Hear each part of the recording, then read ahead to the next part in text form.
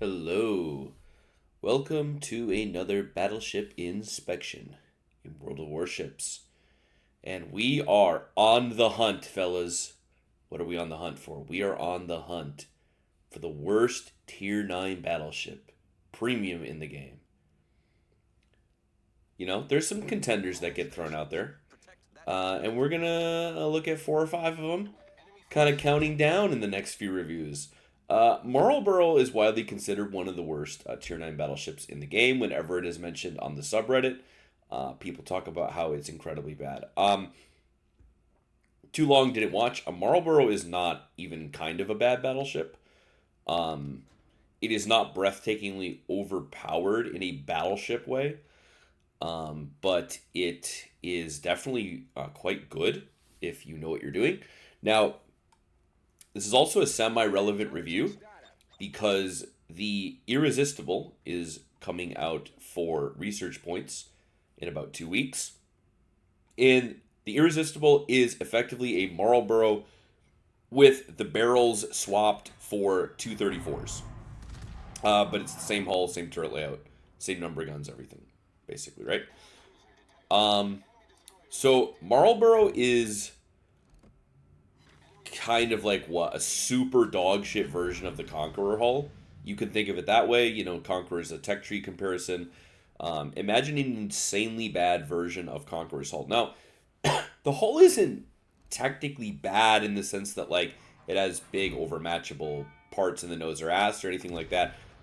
Really, what's bad about the Marlborough hull is that the Citadel is absolutely fucking gigantic. It's got the kind of battleship Citadel that if Wargaming actually balanced battleships properly, basically every BB in the game would have. It's way the fuck out of the water. It's exposed, right? Now, that of course is not necessarily a giant liability. There's quite a few battleships with very exposed Citadels that don't take a bunch of Citadels, but the really bad part comes with Marlborough's firing angles, which is something like 42, 43 degrees forward, and something like 45 to 48, somewhere around there. Both the front and the rear firing angles are close to 45 degrees, which means that, and your Citadel doesn't have a lot of plating. So basically within like, honestly about 12 kilometers, almost every BB in the game can just annihilate the fuck out of you I wouldn't even say if you go flat to them. If you can shoot all your guns in Marlborough, you can get dev struck, right? That is the hard and fast rule. Even something like a Richelieu at 17 kilometers, you see this kind of angle I'm getting, right? I'm like 70 degrees flat to him. He could definitely Citadel me if he gets good dispersion. Now, I mentioned that Marlborough is reasonably balanced, and I specifically said as a battleship. And what I mean by that is the intra-class balancing is logical. Marlborough, compared to other Tier 9s, has very high DPM, but very bad accuracy, very bad firing angles that expose it heavily to every BB in the game if it wants to shoot all of its guns, right? A barely improved heal. All it is a 60% pen repair heal. Nothing else is improved. The AP doesn't really sit on battleships, etc., right? So if you're in a Marlborough and you're fighting something like an Iowa, that's a pretty fair fight, is what I'm getting at. Now, unfortunately, Marlborough is one of the oldest examples in the game, because it's a few years old at this point. I think this was, a dockyard boat back in the day. Marlborough is the poster child of imagine playing a cruiser. Fellas, if we were to take every Tier 9 cruiser in the game, okay, every Tier 9 cruiser in the game, and we were to sort them by HEDPM, and we were to rule out the cruisers that don't pen 32 millimeters of armor, okay? If we were to take only the heavy cruisers that can actually penetrate battleships with their high explosive ammo, the Marlborough has more HEDPM than all of them. Now, obviously cruiser dispersion is way better than BB dispersion. Obviously most cruisers have around 2.05 sigma. Obviously this has like 1 point, I believe 1.45 sigma. The boat is a bit of a shotgun. Your DPM is marginally misleading. However, this ship has more HE DPM than Buffalo. Buffalo being the highest HE DPM Tier 9 cruiser in the game that also can pen 32. But of course, this doesn't pen 32. This pens like, what, 90? 89 millimeters of armor, so like there's no BB in the game that you don't pen the deck of, aside from like, I don't know what, like Loria, some random shit like that, right? This even pens like the funny 80 mil deck part on Palmer, right? So all penning ammo, pens Columbo upper belt, etc., right? All penning ammo. Sure, it's a bit of a shotgun. But also, you're on a battleship hull. Now, while this hull might be bad by battleship standards, you would suck 400,000 cocks end to end if any cruiser in the game had a hull this good. If any cruiser in the game had a hull as good as Marlborough, you would get down on your fucking knees for wargaming, buddy. Oh, but Buffalo has a hydro and Buffalo has rate. Buffalo's a utility cruiser, so that clearly makes up for its hull being made out of paper and almost having as much HE DPM as a Tier 9 battleship. Okay. Fair point. This comparison gets worse, buddy. Because you know what? Like, one of the next highest HE DPM boats that doesn't have radar is something like an Ibuki, and this has like 50% more.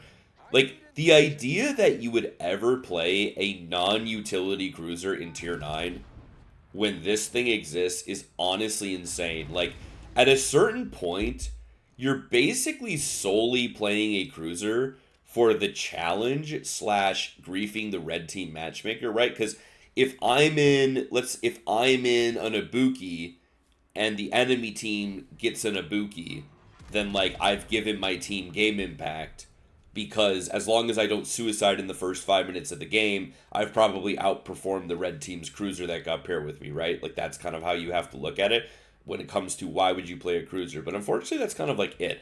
Because even factoring in, like honestly, man, even factoring in how like, yes, pretty fucking terrible the dispersion often is out of this boat, it's still like 10k and a fire salvos are fairly common, right? I mean, you see there, you know, we loaded the copium ammo because we thought he would stay flat, but we hit 10 out of 16. If that was HE, that's like 12k in a fire, right? I mean, it's just kind of a tragedy of inter-class game design, you know? Like I said, Marlborough, there's not really any BB in the game I'm like, oh, god damn it, a Marlborough is spamming me, right? Because, like, if I shoot back at that thing, Marlborough's got a big superstructure. Marlborough has to expose full citadel to shoot all of its guns, right? It's a ship that's not, like, super, super aggravating to fight in any BB. But compared to cruisers, man, I mean, you know, a Buffalo and a Buki spamming your Iowa, you just slap him off you like a fucking bug on a picnic table, right? And then this thing, you've got to invest like many, many salvos. I mean, if the Marlborough player is angling properly, right, and not greeting for all the guns, he's going to like legitimately just fucking box you up. So this ship is not really like bad at all. It has clear downsides. Although honestly, really just one clear downside, which is if you want to shoot all of your guns, you can be citadel. Yeah, that's obviously a downside. There are many BBs that don't have a downside of any kind like that, right? But you know, we get battleship DCP, we get battleship healing, right? And like, yeah, we are a shotgun, but bro, this AP, I mean, it's 356 mil AP.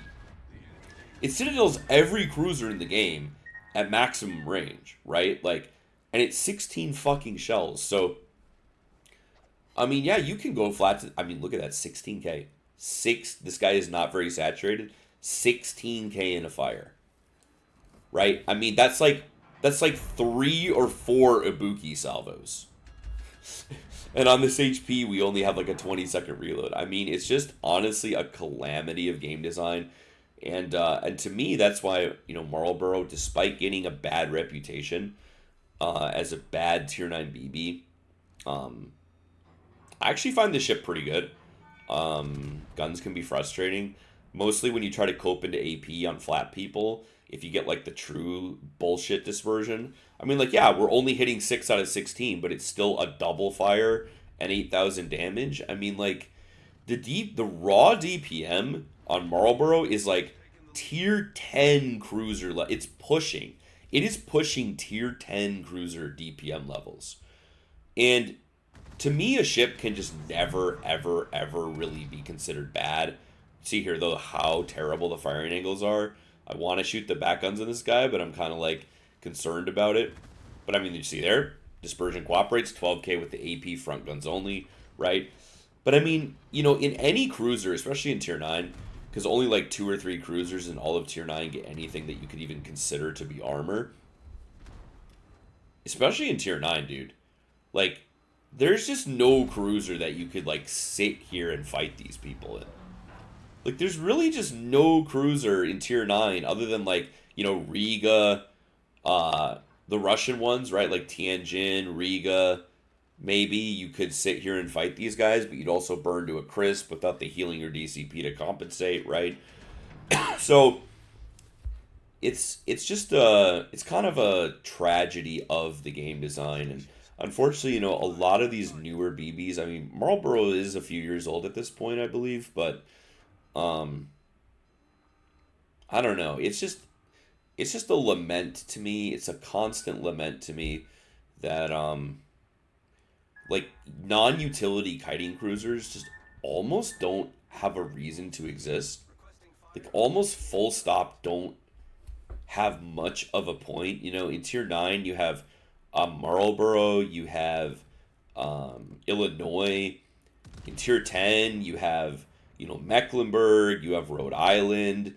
Irresistible is coming out, like we said, in a couple of weeks, right? When it comes to playing a cruiser that doesn't offer team utility, it's getting harder and harder the more that these BBs come out. It's just getting a lot harder to like justify playing your cruiser again, like other than you just really do like want the challenge, right? I mean, we're running Cunningham, 2 kills gives us an extra heal. Can't make use of that in like almost any cruiser that gets an extra heal, right? I mean, all these battleships, man, it's like it's really hard to pinpoint. I said this when I reviewed Sicilia, but like when we talk about battleships being bad, what we really mean is they're bad compared to other battleships. Because the sad reality is, like, even really terrible battleships, we're looking at Marlborough. We're gonna look at like I think Navarin and Pommern and Hizen in the next like week or so. Strong candidates for the worst tier 9 battleships in the game. At least premiums. There's a couple of stinkers in the tech tree, but honestly, I would say those next 3 or 4 ships we're gonna look at are definitely worse than like any tier 9 tech tree boats. We mean that they're bad like compared to other BBs. Like I could be in one of 30 other tier 9 battleships and outperform them. And that's to me why Marlborough is definitely like not even close to one of the worst BBs in the game, because like the reality is when it comes to like very effective HE spamming, particularly at range, the Marlborough is arguably like almost the actual best. Lion obviously in the tech tree is very good. Duncan obviously in the tech tree is very good, but they don't really come close to Marlborough's raw HE DPM. I mean the with reload mod, right? I mean, we've got a bit of reload buff going. We're down to a 20-second reload thanks to some adrenaline rush, and we're running reload mod. I mean, we are right now in this game, I'm around 250,000 HE DPM in a fucking battleship. Just kind of obscene. I'm going to pretty much I'm gonna probably make what I would in hindsight say is a bit of a bad play. The reason why I'm perfectly bow in here is I don't know what the new Tsushimi's doing, right? And he just got spotted, and I'm hard spotted by the planes. And what my fear is that Their Los Andes just used a DCP and he just used a heal, right? So my fear here is that he's going to get another heal and a DCP back if I don't run around at him right now. So I know I'll kill him with one salvo, so I just go for it. Could I have camped on the island and survived a bit longer? Yes, but my teammates were playing so badly this game. And spoiler alert, my team is going to come within like 5 seconds of losing this game. I know that sounds like literally insane, but our Delaware is full stop away from his keyboard. Our Parsifal is AFK because he should have already been moving up 5 minutes ago to get closer. And so what's going to end up happening is our Blucker and our Jaeger are basically the two worst players in human history and are going to come within a nut hair of throwing this game. Because with the points right now, all we have to do is like get 3 caps and or kill the Nooster Shimi and have 2 caps, and then we win the game, right? Based on the points. We just either need the kill or the cap. And so their Nooster Shimi is going to get zoned out by the CV. And the Jaeger's going to run, which is the right play. Now, the Blucker obviously saw the Torps. The Torps were spotted the microsecond they launched from this guy's boat. Nutrashimi doesn't even have the torpedo angles to hit him. So he's launching the Torps way over here. And the Blucker is actually going to kill him and deliberately accelerate and turn flat to the torpedoes. And so right now we have the guaranteed free win because we have the cap. And him killing himself gives us the guaranteed free loss. With 2-to-1 caps, we cannot recover. But it's obviously totally fine because our Jaeger is easily going to kill the enemy Pabita, right? He's easily going to kill him, right? He's easily going to kill him, okay? He whips the Torps. Totally fine. Refusing to shoot his guns. He's never going to go dark. Refusing to shoot his guns. He could have fired 3 salvos by now. Could have fired 4 salvos, so he misses out on 3 full salvos worth of damage. He's shooting HE, which is obviously the exact wrong ammo type. As you see, he's doing effectively like 200 damage a salvo. Just kind of like the worst player in the entire game. Still on HE, goes perfectly flat to the skip bombs, dies, which would have lost us the game, but fortunately barely kills him in time. So our team actually made a gigantic attempt to throw that, and they were kind of playing like that the whole game. So that's why I kind of made, like, maybe in hindsight, a bad play by sprinting out, because I wanted to guarantee the Los Andes died. My fear was that if I didn't come out and kill him, he would kill my Blucker and we would lose the game. Permanent ban gameplay, permanent ban gameplay, permanent ban gameplay. It's all good. The ship is just really quite good, though, overall at HE spamming. I would never call it anything close to tanky, but the heal is barely improved, right? You do get that 60% pen repair, but it's just the raw HE DPM. The fire starting is honestly not anything insane because your fire chance is, not the highest. You have a ton of shells, but you don't hit that many. So the raw fire starting of the ship isn't like anything truly special. But it's just that like raw HE DPM that the sad reality is it's like there just isn't any reason to play a non-utility cruiser in tier 9 when you can be in the Marlborough. That's kind of like the sad reality of this design of this ship. And as always, usually as always, unless I specify otherwise, we're looking at consecutive games. And this is going to be another pretty solid Marlborough game. The ship has very consistent damage output. But we are going to end up losing this one. And I think on this one, we'll end up taking about maybe like 20% of the blame for it, which is unfortunate. But, everyone throws now and then, right? So we're pushing in. We've got a Marceau on this island, right? We're kind of pushing, and I'm going to skip a little bit. And when dispersion cooperates, there's definitely not improved dispersion on DDs, guys. Obviously, we all know this.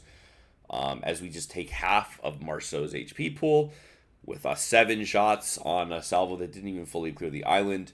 Exhibit number Z 4655, proving beyond any shadow of a doubt that there's definitely not improved dispersion just because you shot a DD. And so now here, the Puerto Rico is unfortunately in basically like a super dog shit version of my boat, aside from getting the radar, right? We've actually got very comparable guns. My HE hits for 50% harder, but he's more accurate. My hull is overall way better than his, despite the fact that I have a Citadel and he doesn't. He can't run fire prevention because he's a cruiser. And I think he ends up like trying to shoot back at me here, but like literally this is a fight that just like is physically impossible for me to lose in a ship like Marlborough, especially against these like large cruisers, right? These super heavy cruiser type ships. Like he's gonna spam HE back, but you know, one of my heals is worth 1.5 of his. Every one of my salvos is worth like 1.5 of his. I have fire prevention, he doesn't. I have BB duration DCP, he doesn't. I mean, it's just like my teammates helped me kill him earlier, but I mean, it's just like a fucking disaster class of a fight for him to take. Getting full box by a HE spamming tier 9 fucking BB. Of course, right? So we're just, you know, we're just chilling in reverse here. We want to push into A. That's kind of like the ultimate goal. But we also want to be in a position to support the Marceau. So it's kind of a difficult situation because if I go flat to this guy and he loads AP, right, he will Citadel me across the map. But I also want to keep shooting at him. So it's kind of the deliberation of like, do I go dark so I can go flat and turn and push up, right? But I also kind of enjoy sitting back here because being a bit farther away will give me the lob angles if the Marceau fucks up his positioning, like you saw that he just did there. We take another 1600 off him and break a couple of things, right? So there is like some value to me being back here a little bit in this specific situation. So we're just kind of chilling, right? And then we find out that the Amagiri's here, of course. So now, in a normal universe, my Smalin would just like walk out. This Marceau can only shoot his front guns, obviously, as we can see by his positioning. In a normal universe, my Smalin would just like walk out in front of this Marceau and annihilate him because he would have a 2-to-1 DPM advantage. Unfortunately, as you can see here, he is well, he is getting put in a fucking box, and my Yamagiri is actually refusing to help shoot him. You can see this. My Yamagiri is actually refusing to help him. So the Marceau should have already died, but the Yamagiri waited like 10 full seconds. You know, keep in mind on a Marceau at that range, Yamagiri burst fire will do like 4 to 6k. So the Yamagiri could have just shot a single burst from his smoke at the Marceau, who couldn't see him, instantaneously killed him. The Smalin then lives on 5 to 6,000 HP. So unfortunately, our Yamagiri has kind of like single-handedly executed our Smalin. Executed without his consent, basically, by having the worst teammate in human history. But it does happen, and also our Smalin just getting out-traded in that fight is, I mean, kind of just clinically insane. But, so, Yamagiri's on the run, Ariam is here, so we're going to start pushing up, right? We're trying to finish this guy, and, we find out that we've got a range mod Annapolis enjoyer on the enemy team. Now, I'm going to do something that I wish a lot more of my battleship teammates would do when I'm in a destroyer, when I'm in a cruiser. And I'm actually just going to basically let this Annapolis intermittently farm me. I'm basically going to give him MVP. But what I'm going to do is, right, I'm at 50,000 health. I've got 4 heals in pocket. I've improved pen repair, right? We obviously heal all of the fire and flood damage we receive. So rather than this guy ever be moderately enticed into no longer playing away from his keyboard and farming a Marlborough at max range with his range mod Annapolis, I'm just gonna, you know, I'm saving, I'm going dark a bit here because what I'm trying to make sure is that if I'm gonna be visible to this man, like if I'm gonna be getting farmed by him, then maybe I've got either a heal or a DCP, either on, you know, short cooldown or in pocket, right? But I'm gonna, you know, get out position on this flank. I don't want to get crossfired by the whole team, and then I'm gonna kind of again just allow this guy to farm me. You know, typical damage farmers, they can't help themselves. They will prioritize 30,000 damage now for free over positioning to achieve game impact later, basically. So he's back shooting front gun at me at max range with his fucking range mod, which is really good for my team, right? Like this is really, really good for my team. This is game impact. This is legitimately game impact. I really just hate when my BB teammates like get in this position that I'm in, especially because you also see here that like he's too stupid to shoot AP, right? Like all of these salvos should be armor piercing.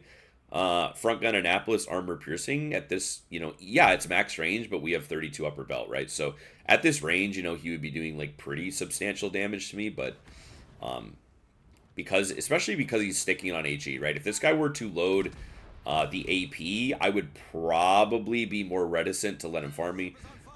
Here we see again that there's definitely not improved dispersion on Adides, as we under lead, but our shells are basically stacked on 1 pixel, about 2/3 of them. So our Yamagiri gets that guy with torps, and we're looking pretty good right now, right? There's a gearing literally in Narnia on the red team on the 10 line, right? But unfortunately, my Oregon, my Drake, and my gearing are camping behind our whole team for really no reason. Our Montana's camping behind us for really no reason. So the unfortunate reality is, while our team is currently up 2 whole boats, and we're even on caps essentially, while we're currently up on boats substantially, the big problem is none of our ships are able to impact the game at all. Like it's basically me kind of just chipping away at this Annapolis. And that's kind of it, right? Like not really a single boat on our team is in a remotely useful position. And so our numbers advantage does not mean anything. That is kind of the issue that's developing here. Is effectively speaking, their Utiloy, their Annapolis, their Oregon are all like in a position to impact the game, right? They're all either doing damage directly or exerting pressure or taking space. And then unfortunately what's kind of happening is like I'm the only ship on my team that's really doing any damage, and I'm doing very pitiful damage obviously at this range. And because my Des Moines is AFK, my Drake is AFK, my Gearing is AFK, my Oregon is AFK, and my Yamagiri are all AFK, the Utiloy is able to make that play, which is actually like a mega play. And that play probably wins his team the game. If our Salem doesn't die on that rock, then the Oregon can't push. Or if he pushes, he immediately dies. But more importantly, their Annapolis can never leave the rock, right? Because our Salem was in like the only useful position of any player on my team, basically. And so he now dies, and now we're back to like not a single boat on my team is doing anything, right? These guys are all on basically the same pixel of the map behind an island, unable to do anything. So it's kind of like a 1v1 Oregon situation here. Now, these are the kind of salvos that Marlborough can definitely be frustrating. Is when you're shooting like broadside cruisers, and Commissar is a giant citadel, right? But you're shooting broadside cruisers at like fairly long range, and I mean your BB dispersion combined with your bad Sigma just means like you're just praying for a citadel at this kind of range, right? Now, when you get closer, Marlborough kind of magically becomes like, I mean, I don't want to go so far as to say one of the best BBs at shooting broadside cruisers, but honestly in tier 9, legitimately it is probably one of the best BBs at shooting broadside cruisers at close range. I'm talking like inside, like around 10 km or closer range, right? So the Oregon's trade, however, my Gearing is still away from his keyboard. My Des Moines, my Drake are still away from their keyboards. So we have no spotting on what the George is doing, right? So I see that this Commissar is kiting over here. Now, because he's kiting over here, I don't want to push middle until we've dealt with him, because his guns are actually like insanely cracked. And he could probably even Citadel me in my Marlborough out to like around 12 plus kilometers. So we definitely do not want to push flat with this guy on our flank, right? So we have to deal with him. Now, again, my Yamagiri is going away from his keyboard. I have no fucking clue why he would ever path west around the island when he could path east to get the same spotting on this Commissar for us. But what he's doing is he's just taking himself further and further out of the fight, right? So kind of unfortunate. So we're shooting at this guy, perfect lead, perfect prediction on his slight turnout. So there you go, 30k, double Citadel, right? It's a very, very consistent ship. Are you likely to like fold a zero dev strike a 60k cruiser at 12? Probably not. But it's like there's no such thing as a troll salvo really, because there's just too many fucking shells, right? So I mean, this guy, you know, obviously they're not sending their best, but he's just killing himself. So in theory, I mean, that was a really good kill. The problem is my Yamagiri is now 15 kilometers farther west than he should be. You know, any destroyer player with 44 IQ plus would have gone towards B. So there's literally no reason that he's gone this way. But he's basically given us probably an 80% chance of losing. And I think, unfortunately, I have to admit that near the end of this game, I'm going to turn that 80% chance of us losing into a 100% chance of us losing. Maybe a bit of hindsight, but I'm going to end up getting a little greedy to shoot all my turrets on the Georgia. I'm going to let him smash the fuck out of me. And I'm still kind of on the fence as to whether that, like, sealed the fate of this game or... I mean, my team was just so insanely dog shit. We probably... I mean, you see, like, here, my gearing is, like, you know, bespoke positioning to die for no fucking reason, obviously, right? And I think this game would have been guaranteed loss anyway because our Yamagiri ends up selling. But so we're in a 1v1 with the Georgia. We're on even HP, right? We both start this fight on 50k. Now, his heals are literally twice as good as mine, right? His heals are twice as good as mine. So he's not even looking at us right now. You know, Annapolis is very far away behind the island. So for now, we're free to greed. The Drake just goes flat to him and kills himself rather than rushing the Annapolis, getting a free kill on Annapolis. He just kites, goes flat to Georgia, blows himself up.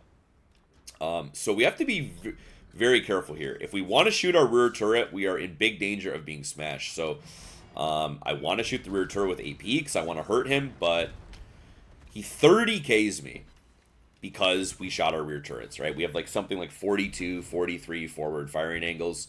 And obviously the stake through the heart is he actually angled in time, so we didn't do the damage. I think I end up trading him, but if I had stayed perfectly bow in, and now obviously this is some hindsight, and this is some, you know, wishful thinking perhaps, because of course, now on this salvo, I am like basically expecting to kill him, or not quite expecting to kill him, but I'm expecting the, you know, the other guns to kill him before he can shoot me.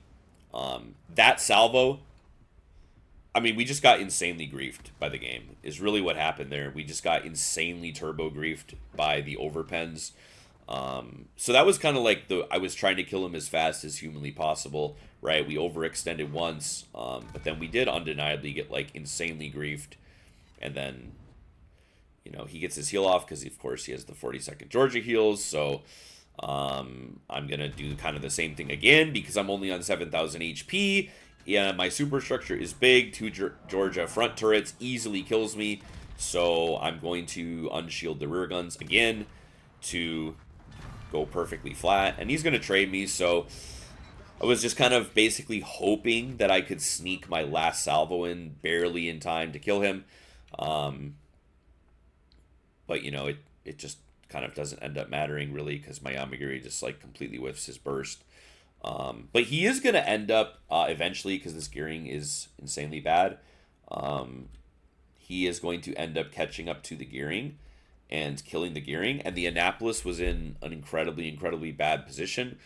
And the Annapolis is not very high HP. So could we have been more disciplined against Georgia and survived? I think probably I could have survived. Now, of course, the issue there is if we don't get a bit greedy, we kill him slower.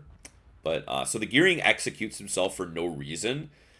And then, of course, the question is, would this have been potentially winnable if I did not let Georgia hit me? If he hits me for 10k with his first salvo instead of 30k, am I still alive? I think yes. Now, the unfortunate part is Yamagiri dying loses the game on points. So the question then is like, could we have won? Could I have killed the Annapolis before he kills Yamagiri, or at the same frame of the game that he kills Yamagiri?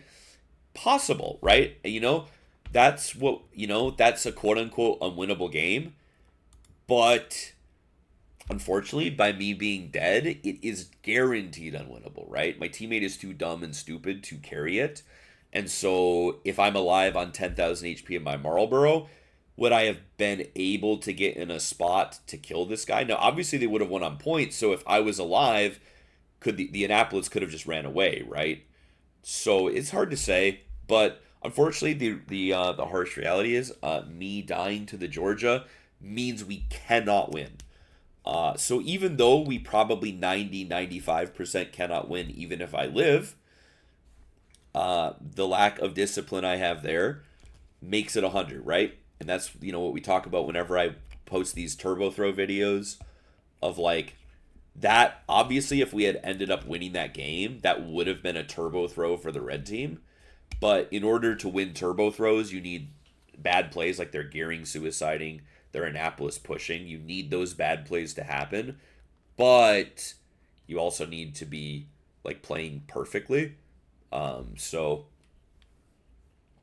I think I didn't. I think I could have survived there, and given us like a 5 to 10% chance of clutching that game. But you know, hindsight's a bitch. Georgia actually knew where to aim. Credit to him. He actually aimed like more at the cheek, whereas if he had aimed full center line, he could have gotten some bounces. So he made sure to punish us, right? And then, Georgia's healing. He got 2 heals off in that fight, so he was able to trade us. Unfortunate, but that's 2 back-to-back games in Marlborough, 200K plus each. This probably could have been a better game. Bit of a misplay on our part, but it happens. But the ship is just very solid. I mean, you just have like incredible HEDPM. You are very consistent at taking a good amount of HP off of flat cruisers because 16 shells is 16 shells, bro. I mean, like we said with the Sicilia review, like it doesn't really matter if you're a bit of a shocker when you have 16 motherfucking shells, right? People going flat to you just don't really get away with much. Probably didn't help. We were literally man down that game, but it happens. Anyway, let us hop back into the port and we can look at this trash ass hull. Okay. All of this is, the standard build. You could definitely, put cold ECP on there. I would if, you're somehow playing Marlborough a lot. I'm not playing it enough to really care that much. But definitely cold ECP is obviously, like, preferred on basically every BB that's not Japanese. Captain Spec is, quote-unquote, the randoms BB build. Furious build is kind of funny on this boat. I would say if you want to run Furious build, what you do is you actually just drop the concealment. Because the concealment's very good. 12.1. If you drop concealment, you get up to like 13.3, which is still fine. Keep fire prevention. Definitely you could grab Furious instead of concealment, honestly. The healing is improved. So you will make use of a decent amount of heals as long as you're not taking citadels. Now, of course, you are kind of likely to take those citadels. But Marlborough is a very weird ship because, I talk about this a lot whenever I review Tier 9 BBs. I typically will say the Tier 9 BB curse. And what the Tier 9 BB curse is, some battleships in Tier 9 just get no HP pool, and then some get normal, and then some get inflated HP pool. But for some reason, Marlborough gets like a high HP pool. With the flag over 80,000 HP, which is quite good for a Tier 9. I mean, to put that in perspective, we have ships like Njord with 13,500 less HP, right? We have ships like Daisen with almost 10,000 less HP, right? John Bart, I think, is in the 60s. Yeah, 11,000 less HP, right? It's very perplexing. BBs in Tier 9 are just kind of like Wargaming flips a coin and gives them 66 to 70 or gives them 80 to 85. Just really weird. But so you have quite a decent amount of HP. A slightly improved penetration amount on your heal. And so there are a couple of things, though, that we should mention with this build. We're not taking turret traverse, and the turret traverse on the Marlborough is hot doo-doo cheeks. This is a 52-second turret traverse. This is like Yamato turret traverse, but on a ship with like a 20-second reload. So, does that suck? Yes, it absolutely does. Is it worth giving up the 2.AA skill for turret traverse? Fuck no, I'm not playing the game in randoms without that skill. You're just going to have to deal with it. So it is painful though. Your ship turns a lot faster than the guns. So if you're actively maneuvering, you cannot keep your guns on target. It is a pain point, worth knowing. And then you have the hull. This is the Citadel, buddy. I mean, is this the highest out of the water BB Citadel in the game, or is it Tsurugi? It's one of these two. Oh my god, I think Marlborough is actually worse. Yeah, Marlborough is actually higher out of the water. So basically any battleship in the game, and you see here it's like almost perfectly flat, right? There's very little, there's almost no slope. So like basically every battleship in the game at 20 kilometers, some well beyond that, right? I mean, Slava could probably citadel this thing at 400 kilometers. So, and then these are like your firing angles forward, and like these are your firing angles rearward. So, you know, even at 380, it's like you go, don't even go flat. You just, if you're in the kite shooting your front guns at a Montana, you can get Citadel at like 15. It's brutal. Superstructure is pretty fucking big too. It's not the biggest, but it's pretty big. So the hull is undeniably like pretty shit for a battleship, right? For a battleship. Now, I would still rather have this hull than like the Duncan hull. Because while yes, this does have a gigantic citadel that you must expose to shoot all of your guns, if you are disciplined, unlike I was in that last replay, and you go bow in, unless there's a 32 overmatcher shooting at you, you don't just like randomly lose 30k through the bow like you can in, you know, say a Duncan hull kind of a thing. So it's definitely not like the worst BB hull in tier 9, although I will say of the 32 plating hulls in the game, it might be a strong contender for the worst, if that makes sense, right? Even ships like Daisen with pretty bad hulls are still probably overall better because they don't have to go as flat, right? So of the 32 plated hulls, you might be the worst one, but that's still to me preferable to the no citadel, but I go bow in and I lose half my boat to some random ass salvo across the map, right? So pretty shit hull, very exposed citadel, horrific turret traverse, bad dispersion, but you just have obscene DPM. I mean, with reload mod, we are rocking like 235,000 HE DPM on a battleship, which is insane. And then what's extra insane is Wargaming is coming out with Irresistible, which is basically this boat with half the reload time, very accurate guns, and a crawling smoke. And the shells do less damage, but the DPM is way higher. So that's going to be very cool. Definitely looking forward to that. You know, I have a decent amount of games in Marlborough, and it's a solid BB. Is it like anything truly amazing? Should you experience FOMO that if you didn't get this in what I think was a dockyard back in the day? Like, no, definitely not. But if you like randomly get this thing out of like, I don't know, if it's in a Christmas crate or something, should you be like, oh, I just got the worst tier 9 BB in the game? No. I mean, it's pretty solid. I mean, I'm playing this over Marco Polo, 100%, bro. I'm playing it over Scarlet Thunder, Wu Jing, honestly, probably Giuseppe, although I don't think that ship is that bad. It at least does something interesting. I'm probably playing it over Carl Johan. It at least does something unique, which is insane, right? Marlborough and Illinois, for example, have similar HEDPM, but Marlborough shell arcs are twice as good, and it pens everything, right? So it's like, if you enjoy like Illinois, I mean, obviously this hull is worse, but like the experience of a cruiser on a battleship hull, Marlborough does it very well. I think it's actually quite a decent ship. Oh, a cruiser went flat to me and I shotgunned him. Yeah, we get it, bro. Yeah, okay. So anyway, that will do it for the Marlborough. The next few videos, we're going to be looking at Hizen, Navarin, and Pommern, buddy. Those are probably the strongest 3 candidates for worst tier 9 BB premium in the video game. So I can't fucking wait. We're going to have some insanely top tier gameplay coming at you hot in the next few days. As always, thank you for watching, and we will see you in the next one.